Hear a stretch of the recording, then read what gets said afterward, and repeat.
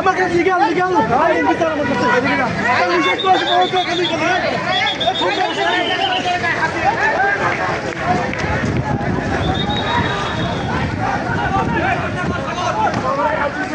ভাই ভাই ভাই এবার মারতেছেন কেন আমি বুঝলাম না ভাই বুঝলাম এবার মারার কারণ সাগর সাগর এবার খেপতেছেন আমি থামাচ্ছি আমার মারতেছে এই সাগর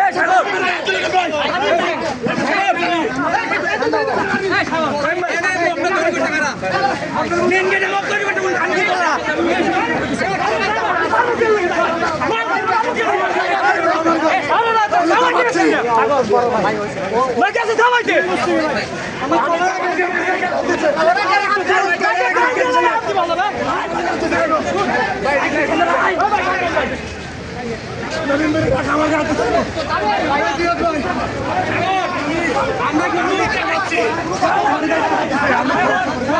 মারছে মারার পরে বন্ধু আমাদের জানার জানার পরে আমাদের ডিপার্টমেন্ট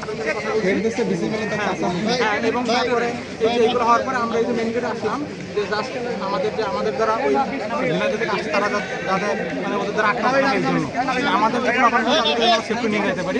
এই মুহূর্তে তামিম নামে একটা ছেলে যে ওই যে লম্বা করেছিল রাষ্ট্রপতি থাকে সম্ভবত সে তেড়ে আসছে আমাদের দিকে।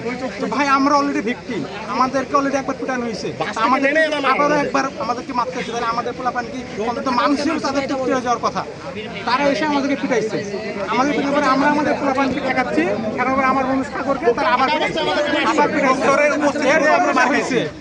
সমস্যা হলো পাবলিকেটের সাথে বায়োটেক ডিপার্টমেন্টের, সেখানে ট্রিপল ডিপার্টমেন্টের পোলাপান এসে আমাদেরকে পিটাচ্ছে কেন? প্রক্টর কি মানে ট্রিপল ডিপার্টমেন্টের পোলাপান এসে প্রক্টর নিজেকে সেভ করতেছে নাকি আমাদের সেভ করতেছে নাকি পাবলিকেটের পোলাপানের পক্ষ নিয়ে আমাদেরকে মারতে আসছে?